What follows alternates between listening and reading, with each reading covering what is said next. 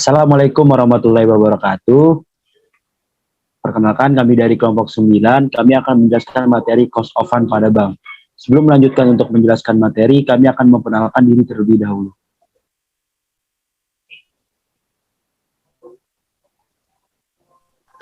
Perkenalkan, nama saya Bella Malia dengan nomor pokok mahasiswa 203402516098.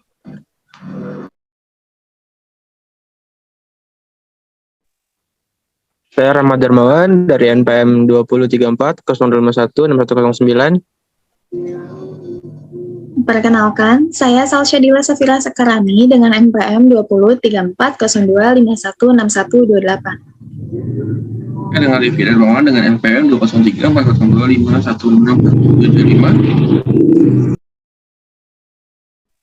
203-402-510-56-75. Perkenalkan, saya Takat Bayu Syatio dengan NPM 2034025163441. Next, pada materi cost of fund pada bank, ini terdapat 5 topik. Topik yang pertama ada pengertian dan fungsi bank, yang kedua jenis-jenis bank, yang ketiga dana bank, yang keempat cost of fund, dan yang kelima atau terakhir deposito. Next, yang pertama ada pengertian bank. Menurut Undang-Undang Negara Republik Indonesia Nomor 10 Tahun 1998, tanggal 10 November 1998 tentang perbankan, menjelaskan bahwa bank adalah badan usaha menghimpun dana dari masyarakat dalam bentuk kredit dan bentuk-bentuk lainnya dalam rangka meningkatkan taraf hidup rakyat banyak.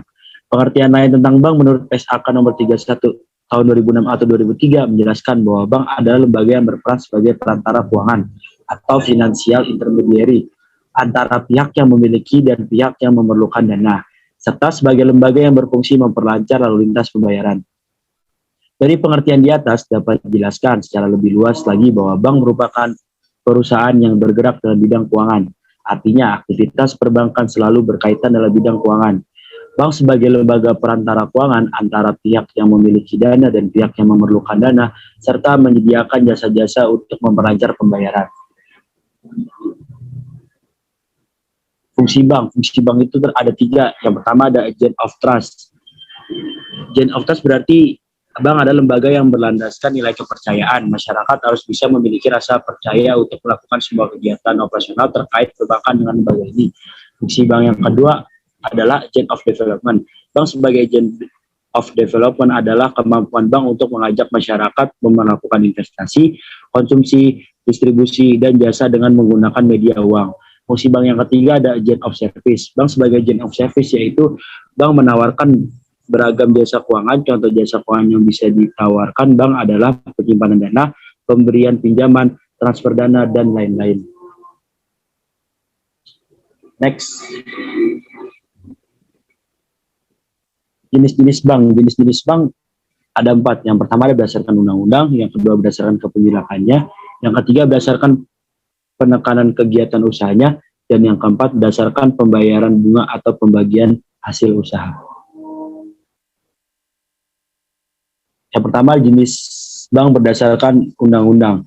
Berdasarkan pasal 5 Undang-Undang Nomor 10 Tahun 1988 tentang perubahan UU Nomor 7 Tahun 1992 tentang perbankan, terdapat 2 jenis bank, yaitu bank umum dan bank perkreditan rakyat atau disebut BPR. Jenis bank berdasarkan kepemilikannya. Yang pertama ada badan milik negara, badan usaha milik negara atau BUMN. Adalah suatu perusahaan yang seluruh atau sebagian besar modalnya dimiliki oleh negara, baik itu asetnya atau kepemilikannya. Adapun untuk negara yang dimaksud ini adalah Negara Kesatuan Republik Indonesia. Oleh karena itu bentuk BUMN adalah nirlaba. Lalu yang kedua ada bank milik pemerintah daerah. Adalah bank yang dimiliki oleh pemerintah daerah, merupakan organisasi yang memiliki status korporat yang independen, dipimpin oleh Dewan Direksi yang ditunjuk oleh pejabat pemerintah daerah dengan kepemilikan mayoritas publik. Lalu yang ketiga ada bank milik swasta campuran, nasional dan asing. Bank swasta campuran adalah jenis bank dengan sebagian sahamnya dimiliki oleh swasta nasional, sementara sebagian lainnya dimiliki oleh pihak swasta asing. Akan tetapi, sebagian besar tetap dipunyai oleh swasta nasional. Dengan kata lain, pada bank swasta jenis ini pemegang saham mayoritas masih warga negara Indonesia. Pada laman situs resmi OJK dijelaskan beberapa contoh bank swasta campuran, antara lain DBS Indonesia, CTBC Indonesia, dan Mizuho Indonesia. Lalu yang keempat ada bank milik asing atau cabang atau perwakilan. Bank milik asing merupakan bank yang dipilikannya oleh pihak asing atau luar negeri di Indonesia. Bank jenis ini merupakan cabang dari bank yang ada di luar negeri, baik milik swasta asing atau pemerintah asing. Contoh bank milik asing antara lain adalah American Express Bank, Bank of America, dan Bank of Tokyo. Selanjutnya ada jenis bank berdasarkan penekanan kegiatan usahanya. Yang pertama ada retail, ada bank retail atau retail bank. Retail banking adalah lembaga keuangan yang penawaran produknya berfokus pada nasabah secara individu atau badan usaha skala kecil. Hadirnya jenis bank berikut memberikan dampak signifikan terhadap jalannya perekonomian negara. Retail banking juga jenis bank yang menyediakan layanan finansial pada pihak konsumen secara langsung. Berbeda dengan institusi keuangan lainnya. Nasabah dalam konteks ini merupakan individu atau badan usaha skala kecil. Yang kedua ada bank korporasi atau corporate banking. Corporate banking yaitu pelayanan perbankan kepada perusahaan besar dan unit usaha, bukan eceran yang mempunyai struktur keuangan yang kuat. Yang ketiga ada bank komersial. Bank komersial atau yang lebih kita kenal adalah dengan bank umum, adalah bank yang melaksanakan kegiatan usaha secara konvensional dan atau berdasarkan prinsip syariah yang dalam kegiatannya memberikan jasa dalam lalu lintas pembayaran. Yang keempat ada bank pedesaan atau rural banks. Bank desa adalah persekutuan atau perusahaan masyarakat desa. Pendiriannya adalah sama dengan cara pendirian lumbung desa, yaitu ditetapkan oleh rapat desa. Modal pertamanya diperoleh dari pinjaman bank rakyat serta lumbung desa dan kas desa dari desa yang bersangkutan. Yang kelima ada bank pembangunan atau development bank. Dalam hal ini bank pembangunan daerah atau BPD adalah bank yang didirikan dan dimiliki sebagian atau seluruh sahamnya oleh pemerintah daerah. BPD beroperasi seperti bank umum lainnya, dapat memberikan jasa dalam lalu lintas pembayaran. Namun bank BPD mempunyai karakteristik berbeda dengan bank umum lainnya. Keberadaan BPD tidak dapat dipisahkan dengan perekonomian daerah. Selain menjalankan kegiatan bank umum, BPD juga berfungsi sebagai kasir. Next. Selanjutnya ada jenis bank berdasarkan pembayaran bunga atau pembagian hasil usaha. Yang pertama ada bank konvensional. Bank konvensional yaitu bank yang dalam aktivitasnya baik menghimpun dana maupun dalam rangka penyaluran dananya memberikan dan mengenakan imbalan berupa bunga atau sejumlah imbalan dalam persentase tertentu dari dana untuk suatu periode tertentu. Persentase tertentu ini biasanya ditetapkan per tahun. Selanjutnya ada bank syariah. Bank syariah adalah bank yang menjalankan usaha dengan menjunjung prinsip hukum agama Islam yang diatur dalam Fatwa Majelis Ulama Indonesia atau MUI. Prinsipnya termasuk keadilan dan keseimbangan, kemaslahatan, serta tidak mengandung unsur riba atau objek yang dilarang dalam Islam. Next. Selanjutnya ada dana bank. Yang pertama manajemen dana bank. Menurut Mukhdarsyah Sinungan, manajemen dana bank adalah sebagai suatu proses pengelolaan penghimpunan dana masyarakat ke dalam bank dan pengalokasian dana-dana tersebut bagi kepentingan bank dan masyarakat pada umumnya, serta pemupukannya secara optimal melalui pergerakan semua sumber dana yang tersedia demi mencapai tingkat rentabilitas yang memadai sesuai dengan batas ketentuan peraturan yang berlaku. Selanjutnya sumber-sumber dana bank. Menurut Kasmir, sumber dana bank adalah usaha bank dalam memperoleh dana dalam rangka membiayai kegiatan operasinya sesuai dengan fungsi bank. Sebagai dengan fungsinya, lembaga keuangan yang dengan kegiatan sehari-harinya adalah bergerak di bidang keuangan. Sumber-sumber keuangan juga tidak terlepas dari bidang keuangan. Next. Manajemen dana bank. Beberapa biaya yang harus diperhitungkan bank dalam menjalankan usahanya. Yang pertama ada cost of fund, yaitu biaya yang dikeluarkan bank atas dana yang dihimpun sebelum diperhitungkan besarnya pemenuhan persyaratan giro wajib minimum atau GWM, atau reserve requirement atau RR dalam menghitung cost of fund. Bank terlebih dahulu harus mencari biaya rata-rata tertimbang dari setiap sumber dana. Yang kedua ada cost of loanable fund, adalah biaya dana setelah dikurangi ketentuan giro wajib minimum atau GWM sesuai dengan ketentuan Bank Indonesia. Bank umum wajib menempatkan dana dalam rekening giro wajib minimum di Bank Indonesia atau BI. Jumlahnya ditetapkan sebesar 5% dari dana pihak ketiga. Lanjutnya.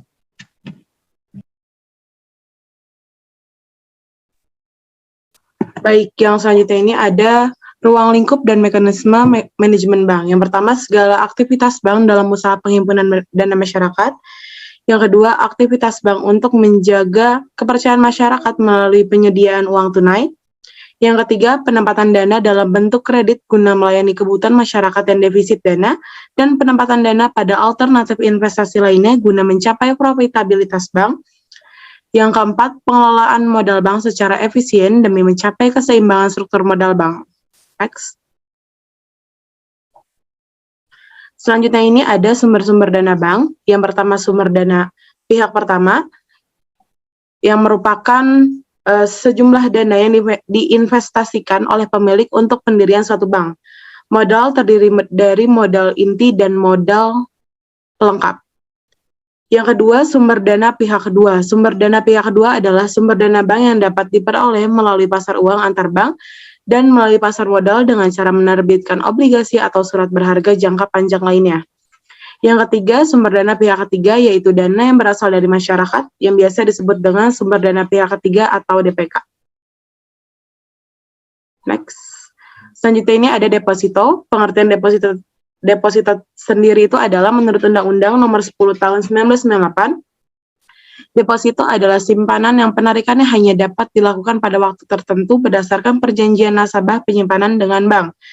Pengertian lain ini juga dikemukakan oleh Lukman Dendawijaya pada tahun 2009 ayat 50, menyatakan bahwa deposito berjangka atau time deposito adalah simpanan pihak ketiga pada bank yang penarikannya hanya dapat dilakukan dalam jangka waktu tertentu berdasarkan perjanjian. Dan dapat kita simpulkan dari pengertian-pengertian di atas, deposito adalah simpanan yang penarikannya hanya dapat dilakukan pada waktu tertentu berdasarkan perjanjian nasabah penyimpan dengan pihak bank atau time deposit. Next. Selanjutnya ini ada tujuan deposito. Yang pertama, ditinjau dari segi bank, adalah salah satu kegiatan baik untuk mengumpulkan data yang berlebihan dan tidak dikonsumsikan yang terdapat dalam masyarakat. Dana yang dikumpulkan ini sangat diperlukan oleh bank dalam menunjang kegiatan pokok yang berupa pemberian kredit kepada masyarakat. Yang kedua ini ditinjau dari segi dana adalah aktivitas yang terdapat dalam negara, maka tujuan utamanya adalah untuk lebih memanfaatkan perkreditan serta dana-dana dari kalangan masyarakat untuk mensukseskan pelaksanaan stabilitas ekonomi. Dalam tujuan ini ditekankan pada dana tersebut hendaknya dari masyarakat. Next. Selanjutnya ada jenis-jenis deposito. Menurut Kasmir, pada tahun 2010 ada 3 jenis deposito yang ditawarkan oleh bank, yaitu deposito berjangka, merupakan deposito yang diterbitkan menurut jangka waktu tertentu. Yang kedua, sertifikat deposito ini merupakan deposito yang diterbitkan dengan jangka waktu 2, 3, 6, dan 12 bulan. Yang ketiga, deposito on call, merupakan deposito berjangka waktu minimal 7 hari dan paling lama kurang dari 1 bulan. Next. Selanjutnya ada manfaat deposito. Setiap bank tentunya ini menginginkan memperoleh simpanan masyarakat dalam jumlah yang besar. Dengan banyaknya simpanan masyarakat di bank, maka bank akan dapat memenuhi kebutuhan dari nasabah yang dapat memberikan lebih banyak pinjam kepada mereka yang membutuhkan. Next. Akan dibacakan oleh Rahmat Darmawan. Ya, selanjutnya ada pengertian cost of fund. Biaya dana atau cost of fund adalah total biaya bunga yang dikeluarkan oleh bank untuk memperoleh dana simpanan baik dalam bentuk simpanan giro, tabungan maupun deposito. Biaya dana pada dasarnya adalah biaya bunga yang dibayarkan oleh bank atas keseluruhan dana yang dihimpun dari berbagai sumber sebelum dikurangi dengan likuiditas wajib. Artinya, bank akan menghitung biaya yang dikeluarkan atas setiap dana yang berhasil dihimpunnya dari berbagai sumber dana. Setelah diperhitungkan, adanya cadangan dana yang wajib dipelihara oleh setiap bank. Next.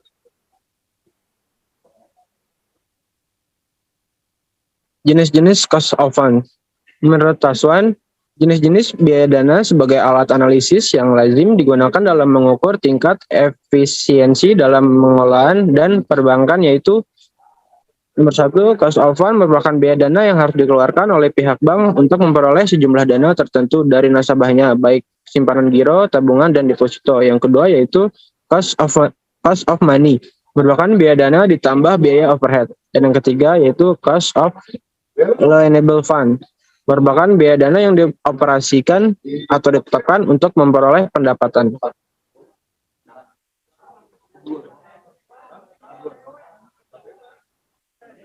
Faktor yang mempengaruhi cost of fund. Adapun faktor-faktor yang mempengaruhi yaitu di nomor 1 ada struktur sumber dana dimaksudkan komposisi dana berdasarkan dari mana dana tersebut diperoleh. Yang nomor 2 yaitu tingkat bunga. Apabila bunga yang dibayarkan kepada deposan atau para kreditur semakin tinggi, maka semakin tinggi pula biaya dana yang dikeluarkan bank. Nomor 3, cadangan wajib. Merupakan bagian dana yang dicadangkan bank guna menyanggah likuiditas bank berdasarkan ketentuan BI. Dan yang terakhir, tingkat pajak. Merupakan beban pajak yang dibayarkan dari sejumlah keuntungan yang diharapkan.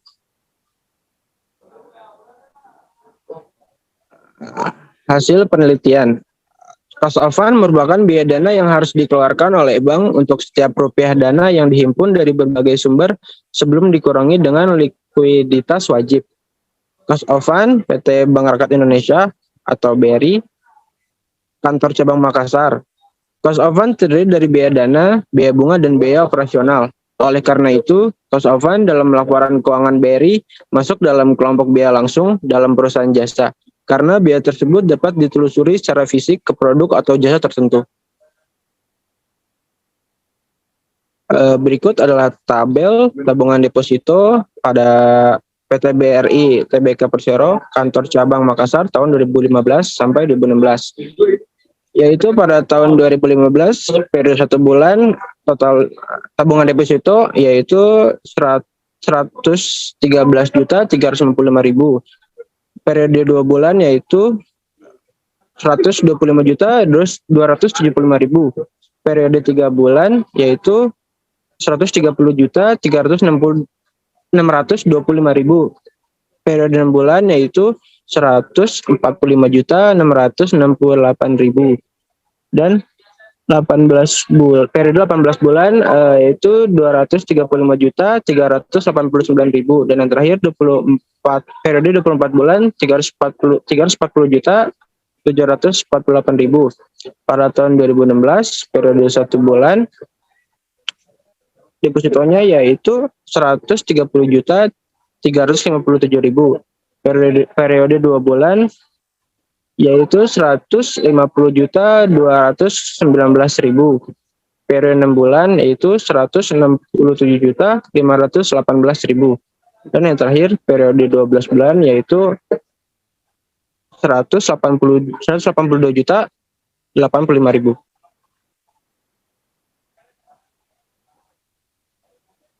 Hasil dan pembahasan. Berdasarkan data yang diperoleh dari PT Bank Rakyat Indonesia Persero, deposito yang berhasil dihimpun selama tahun 2015 adalah sebesar Rp 1.091.558.000 dengan cost of fund sebesar 4,4%. Dan pada tahun 2016 berhasil menghimpun deposito dari masyarakat sebesar Rp 630.179.000 dengan cost of fund sebesar 3,98%. Dari perhitungan di atas dapat dilihat bahwa pada tahun 2015 deposito yang berhasil dihimpun adalah sebesar 1.091.058.000 dengan cost of fund yang dikeluarkan adalah sebesar Rp 48.8.552. Sedangkan pada tahun 2016 deposito yang berhasil dihimpun oleh PT Bank Rakyat Indonesia adalah sebesar Rp 630.139.000 dan cost of fund yang dikeluarkan adalah sebesar Rp 25.081.124. Next.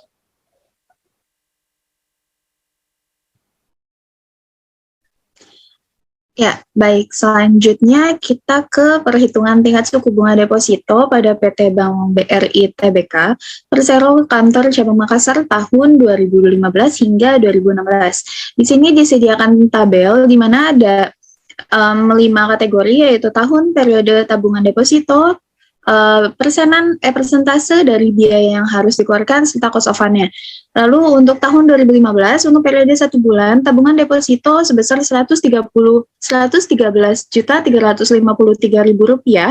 Lalu persentase biaya yang harus dikeluarkan sebesar 4,4% dengan cost of fund-nya sebesar Rp4.987.532. Begitupun untuk periode 24 bulan di mana persentase biaya yang harus dikeluarkan sebesar 4,4% dengan cost of fund-nya sebesar Rp14.992.912. Lalu kita beralih ke tahun 2016 di mana untuk periode 1 bulannya sebesar tabungan depositonya sebesar Rp130.357.000 dengan persentase biaya yang harus dikeluarkan sebesar 3,98% dengan nilai cost of fund-nya sebesar Rp5.188.208. Lalu begitupun seterusnya dengan periode 12 bulan untuk tahun 2016, tabungan deposito Rp182.855.000 dengan persentase biaya yang harus dikeluarkan 3,98 dihasilkan cost of fund senilai Rp7.246.983.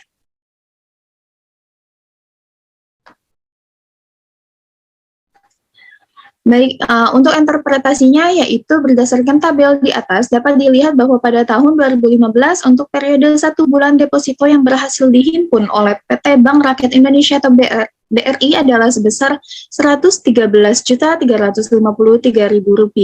Untuk dana tersebut, PT Bank BRI harus mengeluarkan cost of fund kepada pemilik dana sebesar Rp4.987.532. Kemudian untuk periode 2 bulan, PT BRI menghimpun dana deposito sebesar Rp125.275.000. Karena itu, bank harus mengeluarkan cost of fund sebesar Rp5.512.100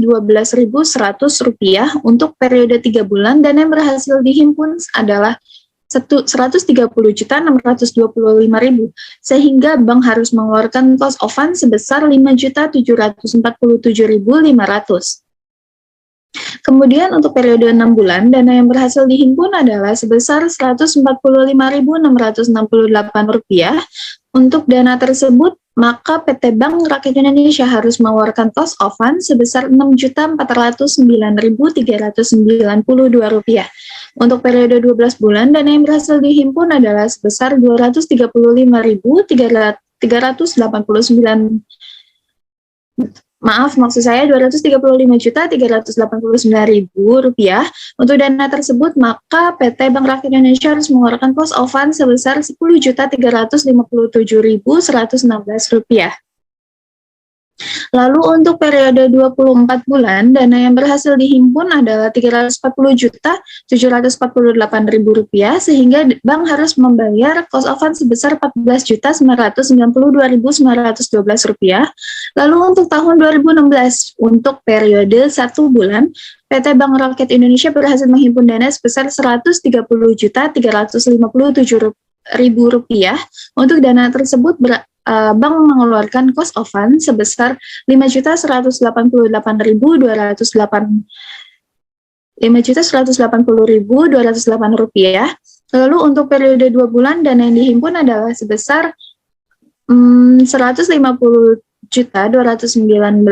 rupiah, sehingga cost of fund yang harus dikeluarkan adalah sebesar 5.978.716 rupiah. Kemudian untuk periode 6 bulan, PT Bank Rakyat Indonesia menghimpun dana sebesar 167.518.000 rupiah, sehingga bank harus mengeluarkan cost of fund sebesar 6.667.216 rupiah. Kemudian untuk periode 12 bulan, jumlah dana yang dihimpun adalah sebesar 182.085.000 rupiah. Untuk dana tersebut, bank harus mengeluarkan cost of fund sebanyak 7.246.983 rupiah. Dari data tersebut dapat diketahui bahwa tabungan deposito yang dihimpun oleh PT Bank Rakyat Indonesia pada tahun 2015 yaitu sebesar 1.091.058.000 rupiah dengan cost of fund sebesar 48.006.552 rupiah. Sedangkan tabungan deposito yang dihimpun oleh PT Bank Rakyat Indonesia pada tahun 2016 yaitu sebesar 630.179.000 rupiah dengan cost of fund sebesar 25.081.124 rupiah. Tabungan deposito yang dihimpun oleh PT Bank Rakyat Indonesia dari tahun 2015 ke tahun 2016 mengalami penurunan, sehingga cost of fund yang dikeluarkan pun juga mengalami penurunan mengikuti dari tabungan deposito yang berhasil dihimpun tersebut. Baik, demikian presentasi dari kami. Kurang lebihnya kami mohon maaf. Semoga apa yang kami paparkan dapat bermanfaat bagi yang mendengarkan. Terima kasih. Wassalamualaikum warahmatullahi wabarakatuh. Bye-bye.